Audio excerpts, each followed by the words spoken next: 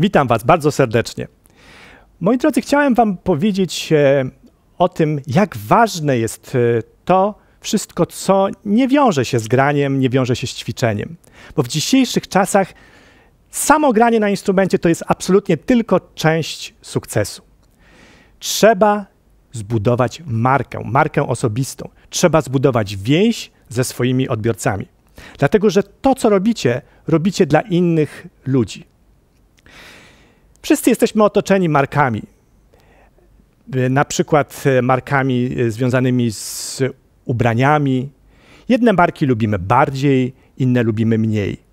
Z innymi się bardziej utożsamiamy, z innymi mniej. I to samo dotyczy na przykład ludzi. Spójrzcie na artystów. Są tacy artyści, których kochamy, za którymi właśnie chcemy podążać, którzy po prostu to, co proponują, to trafia do naszego serca. I teraz chodzi o to, żebyśmy właśnie pomyśleli o tym, jak tę więź zbudować. A w ogóle skąd pochodzi słowo marka? Kiedyś to było oznakowanie bydła. Później odnosiło się to do znaku towarowego. W końcu ilość produktów już była tak duża, że wystarczała, jeśli chodzi o zapotrzebowanie, więc producenci jeszcze bardziej pomyśleli o tym, żeby wzbogacić cały design. W grę weszła również reklama.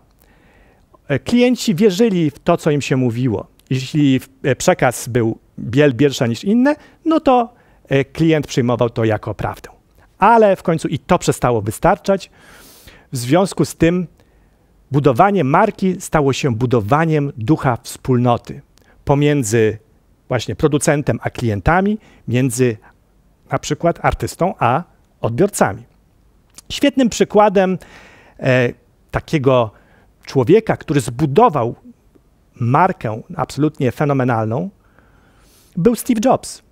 On właśnie stworzył tego ducha wspólnoty. Spowodował, że firma Apple zyskała wyznawców. Ludzi, którzy absolutnie się z nią utożsamiali. Umiał jak nikt inny oddziaływać na emocje i na wartości.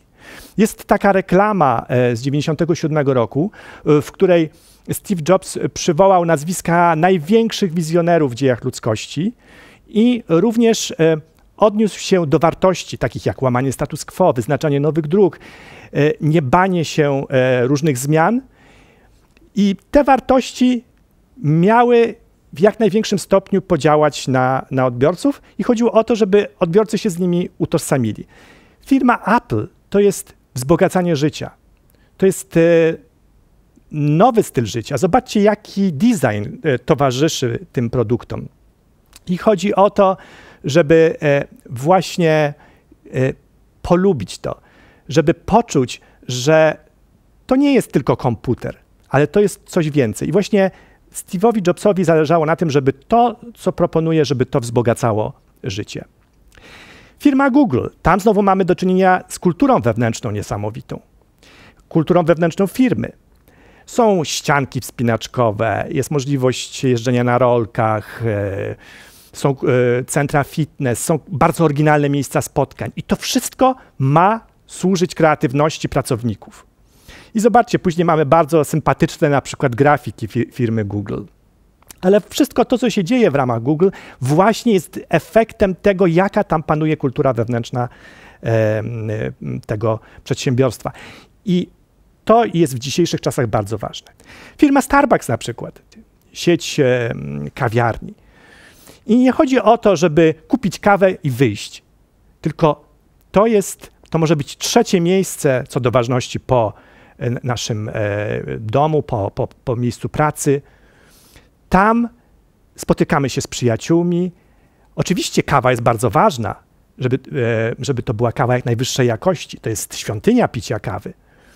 I chodzi o to tylko, żebyśmy się tam jak najlepiej poczuli, żeby podziałać na nasze emocje. Poza tym firma Starbucks jest bardzo wrażliwa społecznie, co również w dzisiejszych czasach ma znaczenie. Tak? Odnoszenie się do tych wszystkich kwestii, które ludzi jakoś poruszają, na przykład jak chodzi o ekologię. Dla pokolenia Y czyli osób urodzonych między 1982 rokiem a 2000, to, co jest najważniejsze, jeśli chodzi o korzystanie z marki, to, żeby była oryginalna, żeby była jej jak najwyższej jakości, żeby była innowacyjna, żeby oczywiście żeby to nie była żadna podróba, żeby stał za nią wizjoner, szef, żeby panowała tam odpowiednia kultura wewnętrzna, żeby można się było z nią identyfikować, pochwalić się przed znajomymi, że korzysta się właśnie z takiej marki. I żeby wszystko w ramach tej firmy było spójne.